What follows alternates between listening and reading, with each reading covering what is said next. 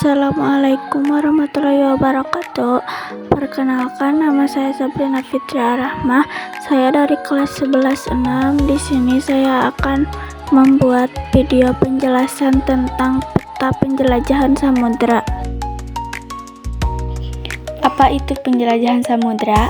Penjelajahan samudra adalah kegiatan bangsa-bangsa Eropa pada abad ke-15 hingga ke-17 untuk mencari jalur laut baru menuju Asia, Afrika, dan Amerika demi mendapatkan rempah-rempah emas dan kekuasaan. Terdapat beberapa yang melatar belakangi penjelajahan samudra, di antaranya 1. Jatuhnya Konstantinopel pada tahun 1453 ke tangan Turki Utsmani yang menyebabkan jalur dagang darat ke Asia terputus. Kedua, keinginan mencari rempah-rempah dari Asia, terutama Nusantara.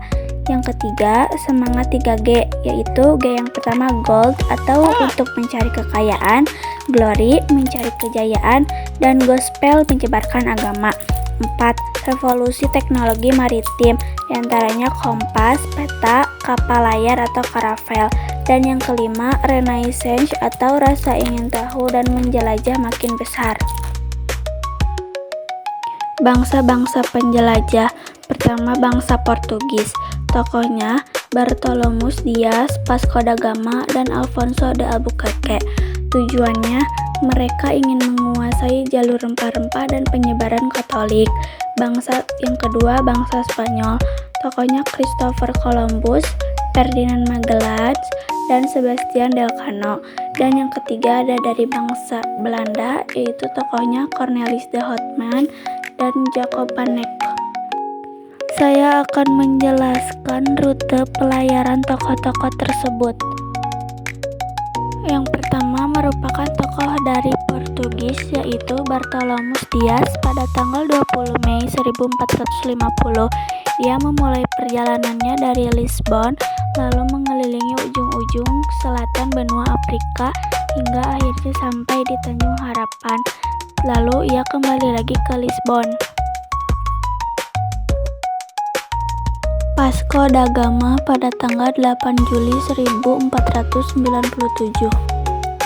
Ia melanjutkan perjalanan dari Lisbon ke Tanjung Harapan hingga ke benua Afrika. Lalu ia mendarat di Samudra India, yaitu di Kalukit, India. Selanjutnya perjalanan diteruskan oleh Alfonso de Albuquerque.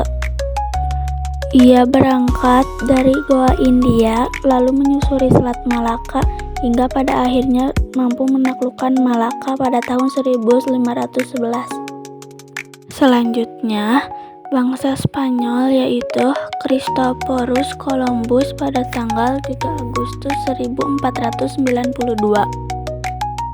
Ia menyeberangi Samudra Atlantik lalu ke Kepulauan Bahama, Karibia, dan Amerika Tengah, sehingga ia dianggap sebagai penemu benua Amerika yang sekarang dinamai sebagai Selat Magellan.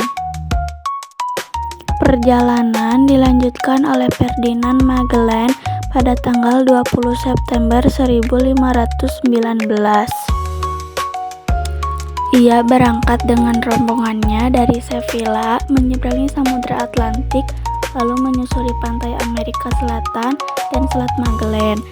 Pada akhirnya ke Samudra Pasifik, dan akhirnya rombongan ini sampai ke wilayah Filipina.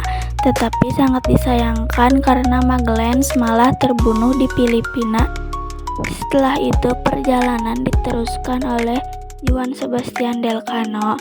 Ia berangkat dari Filipina dengan membawa rombongan menuju Laut Sulawesi ke Tidore di Maluku. Lalu ia kembali lagi ke Spanyol melalui Samudra Hindia, melewati Tanjung Harapan, dan akhirnya ke Spanyol. Hal itu membuktikan bahwa benar kalau bumi itu bulat. Selanjutnya pelayaran dari bangsa Belanda, yaitu Cornelis de Houtman pada tanggal 2 April 1595. Ia memulai perjalanannya dari Amsterdam, lalu menyusuri pesisir barat Afrika hingga ke Tanjung Harapan, Samudra Hindia, Madagaskar, Banten, Jawa Barat, ke Madura dan Bali. lalu ia balik lagi ke Amsterdam. Begitupun jalur pelayaran Jakovanek pada tahun 1598 sampai 1601 sama dengan jalur yang dilewati oleh Cornelis de Houtman. Terdapat dampak positif dari penjelajahan samudra, yaitu penemuan wilayah baru. Wilayah seperti Amerika, Asia Tenggara, dan Afrika mulai dikenal luas oleh bangsa Eropa. Berkembangnya ilmu pengetahuan dan teknologi seperti navigasi, peta, dan alat pelayaran, kompas, astrolab semakin berkembang. Terbukanya jalur perdagangan internasional, rempah-rempah, emas, perak, dan komoditas lain diperdagangkan secara global. Pertukaran budaya, bahasa, agama, dan kebiasaan menyebar ke berbagai benua. Contoh, penyebaran agama Kristen di Asia dan Amerika. Awal globalisasi, dunia mulai saling terhubung lewat pelayaran dan perdagangan lintas benua. Dan terdapat juga dampak negatifnya.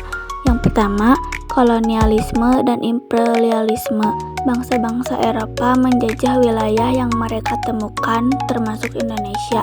2. Eksploitasi sumber daya alam. Kekayaan alam daerah jajahan diambil besar-besaran untuk keuntungan negara penjajah. 3. Perbudakan.